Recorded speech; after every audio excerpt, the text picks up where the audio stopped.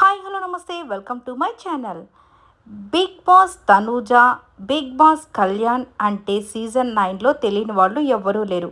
ఇక ఆల్రెడీ 10 కూడా almost contestants అంతా రెడీ అయిపోతూ, సో ఇక రాబోతున్న టైంకి కూడా ఇంకా వీళ్ళిద్దరి క్రేజ్ మాత్రం ఎక్కడా తగ్గట్లేదు.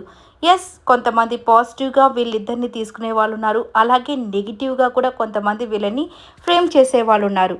కాకపోతే ఎందుకు ఇలా మాట్లాడుకుంటున్నారు, ఇంకా నెగిటివిటీ ఎందుకు తగ్గట్లేదు అనే విషయం మీద చర్చలు జరుగుతూనే ఉన్నాయి. ఇక కాకమ్మ కథల్లో మన తనూజ గారైతే ఫస్ట్ తను ఇట్లాంటి షోస్కి రావడం, అక్కడ హ్యాపీగా కూర్చొని తన యొక్క బాధనంతా చెప్పుకోవడం నిజంగా ఇది ఫస్ట్ టైం ఏమోనని నాకైతే అనిపిస్తుంది. ఎందుకంటే తను ఎక్కువగా ఎక్కడ ఇంటర్వ్యూస్ ఎక్కడ ఇవ్వదు. సో నార్మల్గా తను ఈవెంట్స్లో కూడా చాలా తక్కువగా కనిపిస్తుంది. ఆ కుకు విత్ జాతిరత్నాల్లో మాత్రమే కనిపిస్తుంది. అది ఒక కుకింగ్ షో కాబట్టి దాంట్లో ఎక్కువ మాట్లాడేది ఏముండదు, జస్ట్ కుకింగ్ వరకే ఉంటుంది కాబట్టి. ఇప్పుడైతే ఆ కుకింగ్ షోలో కూడా కొంతమంది ఏం చెప్తున్నారంటే తనూజ ఫ్యాన్స్, సో తనకేదో అన్యాయం జరుగుతుంది అన్నట్టుగా చెప్తున్నారు. జడ్జెస్ తన దగ్గరకు వచ్చేసరికి కొద్దిగా నెగిటివ్గా చెప్తున్నారని.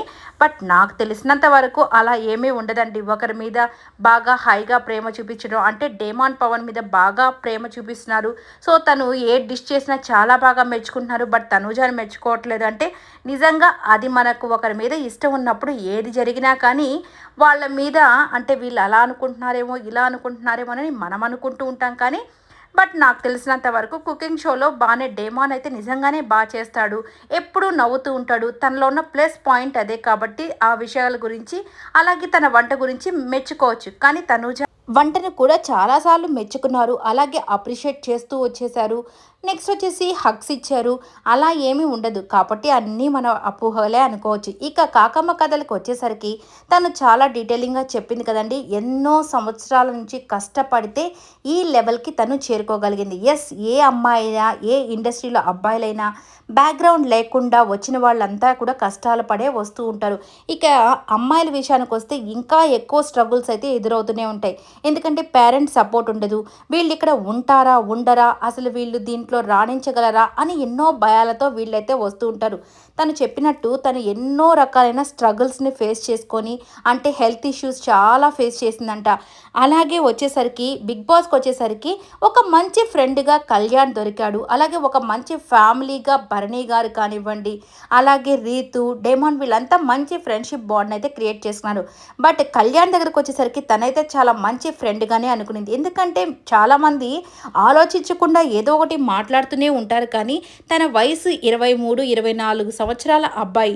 సో తను 20స్లో ఉన్నాడు, కానీ తనుజ 30స్లో ఉంది. ఒక మంచి ఫ్రెండ్షిప్కి ఏజ్ అనేది ఏది కూడా అడ్డు లేదు కాబట్టి వాళ్ళిద్దరికీ అలా బాండింగ్ కుదిరింది కాబట్టి వాళ్ళిద్దరు అలాగా ఫ్రెండ్షిప్లో అలా వెళ్తున్నారు. కానీ దాన్నైతే చాలామంది ఎడిట్లు చేస్తూనే చేస్తూనే చేస్తూనే పోతున్నారు. సరే బిగ్ బాస్ అప్పుడు ఏదో చేసుకున్నారు వ్యూస్ కోసమో మనీ కోసమో అనుకుంటే ఇంకా ఇప్పుడు కూడా వాళ్ళిద్దరిని అలాగే ఎడిట్ చేస్తుంటే నిజంగా తన మనసుకు చాలా బాధగా అనిపిస్తుందని చెప్పేసి తనైతే చెప్పడం అయితే జరుగుతుంది.